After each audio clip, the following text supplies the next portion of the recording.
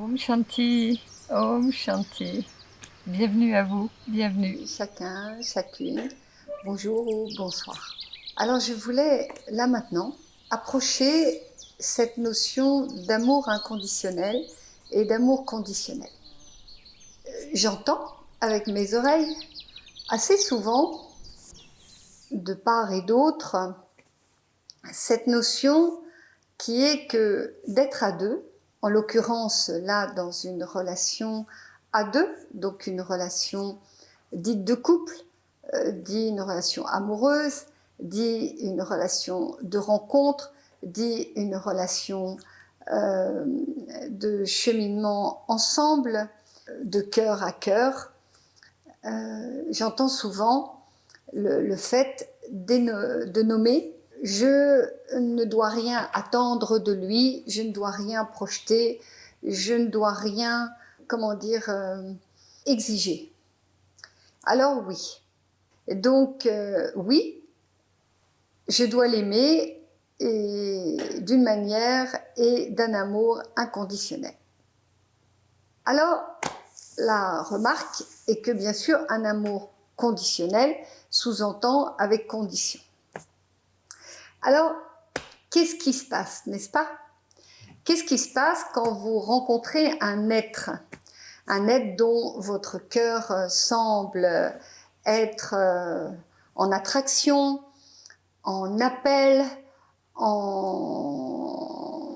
émotion? Eh bien, ce qui se passe, c'est que vous êtes à l'intérieur de vous, bouleversé, chamboulé, chahuté, et que très souvent, vous ne savez plus bien comment vous habiller, comment parler. Donc, c'est-à-dire que cet autre, en fait, il vous remet en question. C'est-à-dire qu'il vient vous réinterroger sur vous-même. Donc, nous pouvons sous-entendre que lui, cet autre, il y est pour rien. Il n'est pas en train de poser des conditions, n'est-ce pas? Mais le fait de la rencontre pose des conditions de déséquilibre interne. Donc, c'est-à-dire cet autre arrive dans votre existence pour vous apprendre, on peut bien l'imaginer, à reconsidérer le regard que vous avez sur vous, le miroir que vous avez lorsque vous vous regardez dans la glace, les attitudes que vous avez, parce que il y a de l'autre côté étant dans l'autre sens qu'un regard sur vous, il y a un regard, un autre sens qui va vers cet autre. Donc pendant un espace-temps, je pourrais dire que égoïstement, vous êtes pendant un instant tourné vers vous, mais parce que vous avez l'écho de cet autre qui très souvent ne fait pas grand-chose. Vous avez un rendez-vous et il vous a pas demandé habille-toi comme ça ou mets-toi comme ça ou parle comme ça. Mais à l'intérieur de vous se manifeste une autre voix. Donc cet écho. Quel écho vous faites à cet être pour lequel un élément à l'intérieur de vous se manifeste? Alors quelquefois vous pouvez dire c'est un retour de mémoire passée, vous reconnaissez cet être, vous le connaissez, vous la reconnaissez. Parfois, votre cœur et votre émotion est emballé et vous êtes proche de l'âme sœur. Parfois aussi, vous êtes proche de la relation flamme jumelle. Et parfois, vous êtes aussi dans une relation de mystique à mystique. Donc, ces catégories de rencontres manifestent à l'intérieur de vous, à chaque fois, en fait, une trajectoire à développer. Donc, en fait, chaque trajectoire d'une certaine manière, pose une condition. Et cette condition, elle est le fait que rencontrer l'autre, c'est aussi rencontrer des conditions qui vont être et vous être proposées pour évoluer. Si l'autre ne vient pas vous manifester dans votre progression, si l'autre ne vient pas chahuter votre changement d'attitude, si l'autre ne vient pas vous remettre en question quant à l'écho que vous avez de vous-même, ça reste très narcissique, n'est-ce pas?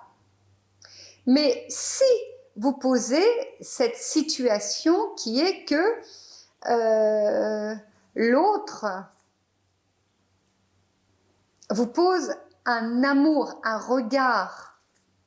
Et comme je le disais lors d'une vidéo, l'amour c'est la lumière.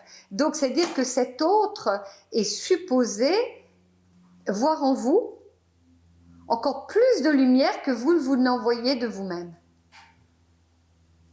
Donc la rencontre avec cet autre est un amour avec des conditions. C'est l'écho de, entre guillemets, cette exigence de je vois en toi un espace lumineux, même quelquefois cet autre, vous ou moi, enfin moi je vois je vois la luminosité d'un être, mais quelquefois vous ne la voyez pas, mais vous ressentez à l'intérieur de vous et vous dites non, tu ne peux pas faire ça, non, tu ne peux pas être ça, non, pas toi.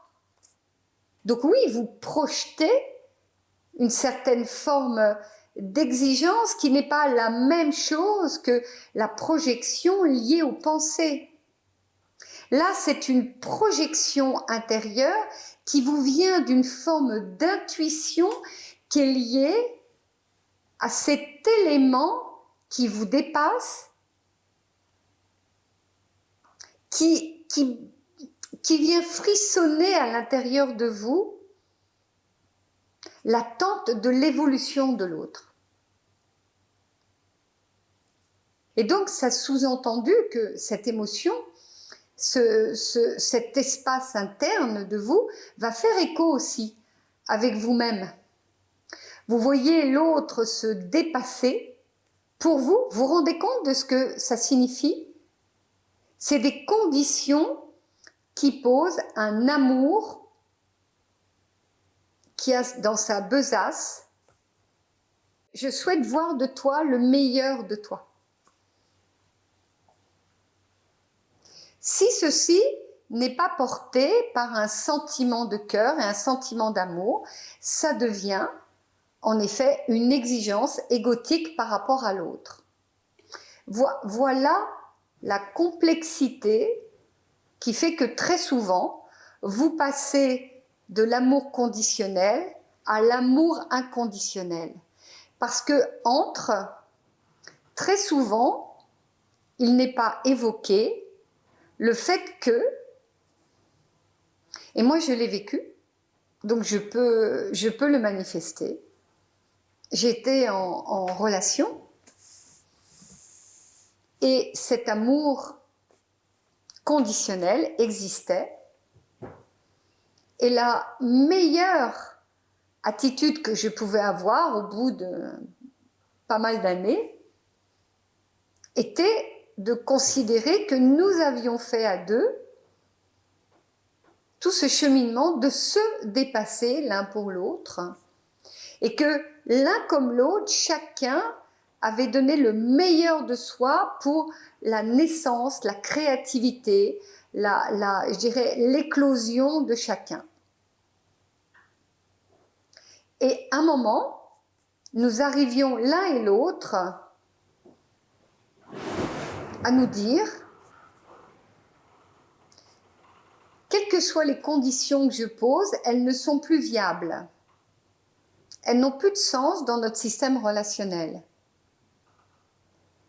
Mais elles étaient pleines de dépassement, de compréhension, de communication, d'avancement, de recul. Elles étaient pleines de ce que je suis en train de nommer de l'écho intérieur, de le fait que individuellement, chacun se posait à soi-même la condition de la bienveillance pour l'autre.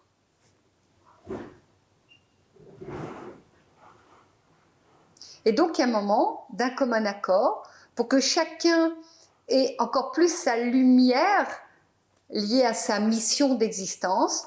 Nous avons d'un accord décidé pas que nous allions nous séparer dans le sens de séparativité, mais dans le sens de cette reconnaissance qui est la mission de te rencontrer, elle est en train de nommer que quelles que soient les conditions que je porte, elles n'ont plus d'effet. Karmiquement, énergétiquement, elles ne font plus d'effet. Mais le regard de bienveillance, le regard de l'attention sur l'autre, s'est transformé, et comme ce qui est de l'humour a repris une autre forme qui est une amitié. Et est-ce que dans l'amitié, nous n'avons pas aussi des conditions ?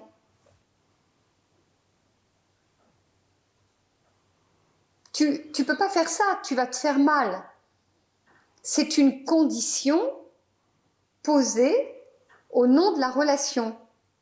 Toi que j'aime, toi qui évoque à l'intérieur de moi un sentiment d'humanité, un sentiment qui me fait dépasser égotiquement que l'écho narcissique de moi-même, j'ai besoin de ta progression.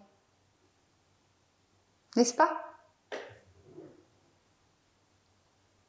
J'ai besoin que notre lien fasse écho avec ce que je pose entre nous deux, entre ce que nous avons posé entre nous de création ensemble.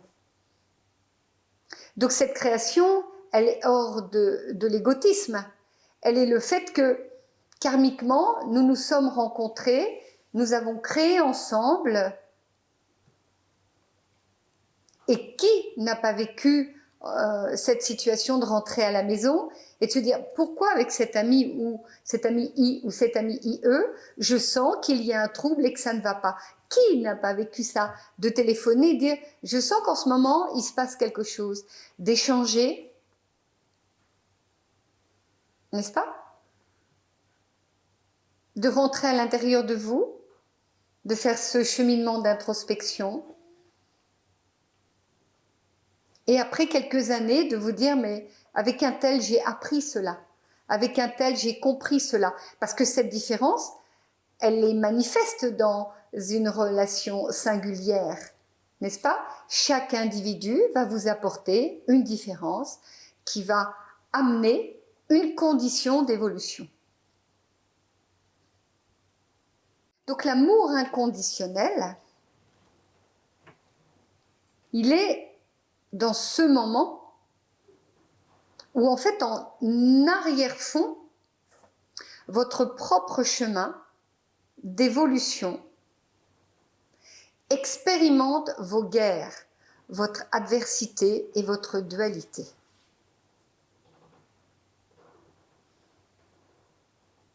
Voilà ce qui est rarement nommé et rarement dit. Donc il y a deux couches. Il y a cette couche relationnelle avec l'autre qui est égotiquement, je le répète, j'ai une exigence de toi, elle est égotique. Si elle est égotique, ça veut dire, comme je suis en train de le dire, elle revient vers vous par écho narcissique. C'est votre exigence égotique, elle n'est pas tournée vers les conditions d'évolution, de tendresse, de bienveillance. Et en arrière-fond, il y a votre cheminement qui, lui, est porteur de non-adversité, de non-dualité. Et de ce fait, cette sorte de... Vous savez, c'est comme des portes battantes. On appelle ça des portes battantes, n'est-ce pas? C'est-à-dire, les portes battantes, elles se jouent à deux. Si les portes restent toujours de cette manière-là, aucun des deux peut rentrer dans le territoire de l'autre. Et nous devons rentrer un peu dans le territoire de l'autre.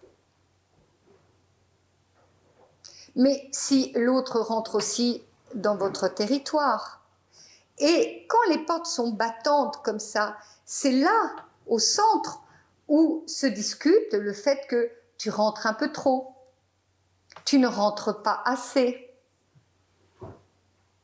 l'attention à mon égard n'est pas suffisante, tu as trop d'attention à mon égard, etc., etc. D'où le fait que l'autre va vous interpeller dans votre progression. Alors vous pouvez me dire, ça c'est l'idéal. Qu'est-ce qui se passe quand il y a de la pathologie? Donc de la pathologie, c'est de la souffrance. Ce qu'on appelle la pathologie, c'est-à-dire ce sont des processus internes, personnels, de souffrance, qui nécessitent un examen intérieur, de manière à les transformer, à changer à l'intérieur de vous votre forme, la reconnaissance que vous avez de vous. Eh bien, voyez bien que une fois, deux fois, trois fois, certaines personnes que j'ai accompagnées viennent, et c'est ce qu'on appelle des reproductions, viennent et disent, ça fait 3 fois qu'il m'arrive cette même histoire, n'est-ce pas? Ça fait 3 fois que je vis une même situation complexe relationnellement. Donc, voyez bien que l'écho de l'autre va vous donner une condition au-delà de cet autre, au-delà de l'égotisme, au-delà de l'exigence de l'autre. C'est qu'à l'intérieur de nous, ça va actionner un système de progression. Même si la personne se renferme, elle va se renfermer pendant un certain temps, mais cet espace qui va se renfermer, eh bien, elle va peut-être se renfermer une vie, mais la prochaine vie, elle va être bousculée. Impérativement, ça va se passer comme ça. Ce n'est pas linéaire, c'est comme des vagues. Et cette personne va re-rencontrer une autre personne et qui va appuyer sur le bouton de sa lumière. Et cette personne va exploser en disant « Je ne sais pas ce qui m'arrive. Je suis bouleversée, chahutée. » Et là, aucune maîtrise. La vie dernière, possibilité de maîtrise. Mais cette vie-là, aucune possibilité de maîtrise. Parce qu'il y a toujours un moment, ce qui est concentré, compact, dans les jeux des polarités, va toujours se dilater. Et ce qui est très très dilaté, par les jeux de polarité, vont se recentrer. Donc quand vous rencontrez cet autre, si vous vous dites « je l'aime d'une manière et je dois développer mon amour inconditionnel », de ma place, vous faites fausse route.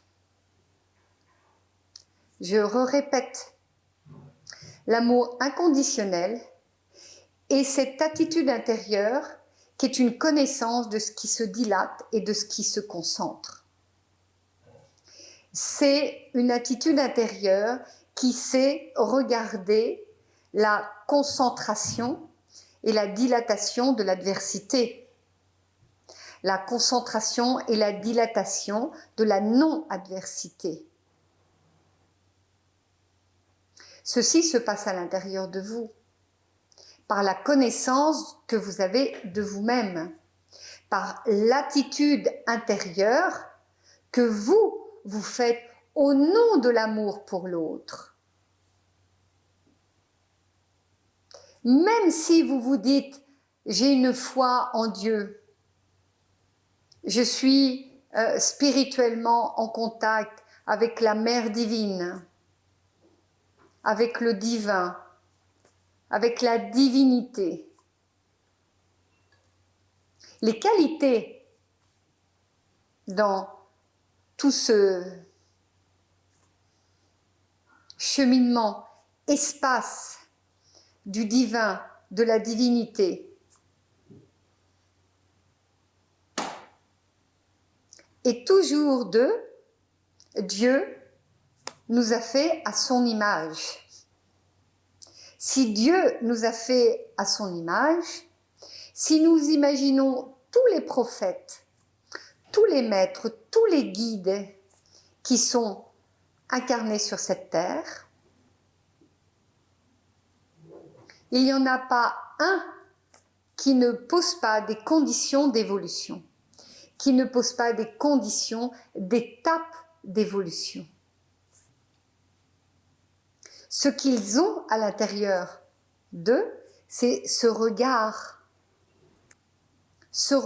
qui va aller vers ce qu'il y a de meilleur à l'intérieur de vous, de plus lumineux à l'intérieur de vous. Et là, vous vivez des moments d'extase si vous êtes déjà allé dans un monastère, un ashram, devant un guide, devant un être éveillé. Vous sentez à l'intérieur de vous l'expansion de votre cœur. Mais je ne connais pas un être éveillé qui ne va pas avec douceur, avec tendresse, avec bienveillance vous conduire pour que sorte à l'intérieur de vous ce dépassement dont vous avez besoin pour être cet être le plus aimant, le plus aimable et qui puisse recevoir cet amour. Car la plupart du temps, la difficulté, c'est comment recevoir l'amour de l'autre. Comment aller au niveau des battants, là, des portes battantes.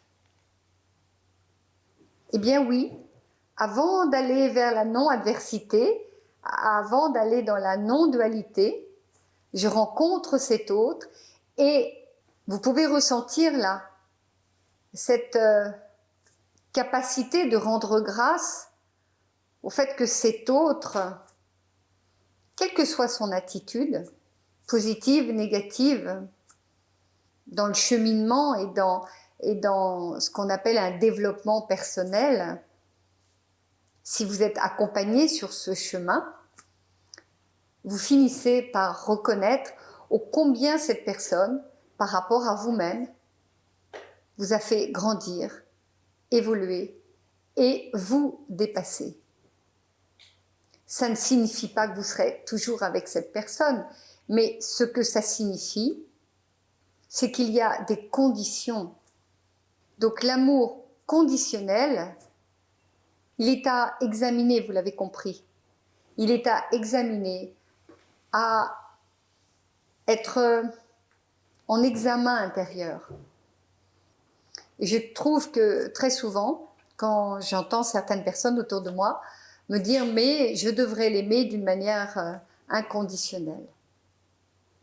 Quand on connaît l'ordre mystique, et quand on connaît les espaces, les esprits, les instances lumineuses, bien sûr qu'au niveau terrestre, on peut dire il n'y a aucune condition, vous ressentez de l'amour. Mais moi j'ai vécu cette expérience. En effet, c'est de l'amour que vous recevez et que nous recevons. Mais quand les phrases, votre cœur, votre attitude n'est pas dans les bonnes conditions, l'orchestration vous propose des conditions pour être mieux entendu. Et je finirai là-dessus, c'est que, je dirais presque ce miracle de la preuve, c'est que plus vous êtes dans ce que je suis en train de nommer, plus à un moment vous dites je souhaiterais que nous puissions aller voir les dauphins, et 24 heures après, vous avez une personne qui vous appelle et qui vous propose un magnifique voyage pour aller nager avec les dauphins. Et puis vous avez une autre personne qui dit « Mais comment tu fais toi ? Moi je n'arrête pas de demander et je ne reçois rien. » Eh bien je viens de vous partager comment ça fonctionne. De cheminer sur ce que veut dire l'amour conditionnel et l'amour inconditionnel. C'est une étape d'évolution, l'amour inconditionnel. C'est une étape qui fait qu'on a intégré certaines conditions de bienveillance, de reconnaissance et aussi d'être à deux. Ce que je ne l'ai pas dit là, mais d'être à deux. C'est-à-dire de considérer ce que ça signifie être à deux. Alors que dans l'amour inconditionnel, le multiple des autres est déjà totalement intégré. Donc, comment pouvons-nous passer d'une relation à deux à intégrer la totalité, n'est-ce pas, de tous ces êtres que nous sommes supposés aimer sans adversité et sans dualité. Donc cette progression de passer d'abord de toi qui es différent de moi, comment puis-je t'intégrer à l'intérieur de moi et comment puis-je me laisser intégrer par toi, sans qu'égotiquement et sans qu'il y ait des bisbilles de magie énergétique, mais que chacun puisse être dans sa différence et en même temps dans une reliance, ça c'est la condition à deux. Et ce cheminement est nécessaire, il se passe de vie en vie, et petit à petit nous intégrons l'amour avec un amoureux, une amoureuse, nos enfants, les amis, et puis petit à petit les camarades je dirais de mission, du style je suis contre cette injustice, contre le fait que cette humanité ne soit pas de la couleur humaine, de cette couleur juste pour chacun.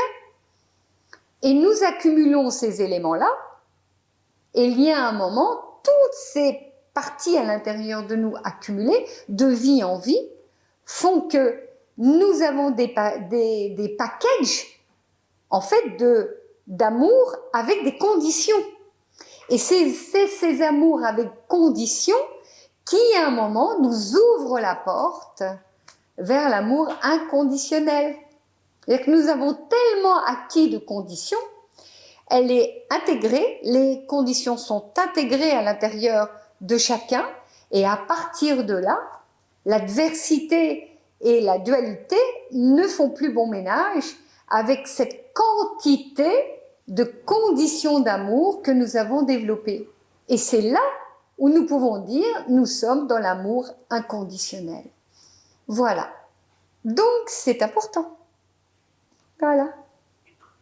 N'est-ce pas? Voilà. Donc vive l'amour conditionnel et vive l'amour inconditionnel. Voilà. Avec cœur. Avec cœur. Voilà, avec cœur. Plein de petits cœurs partout. Soyez de la lumière. Om Shanti.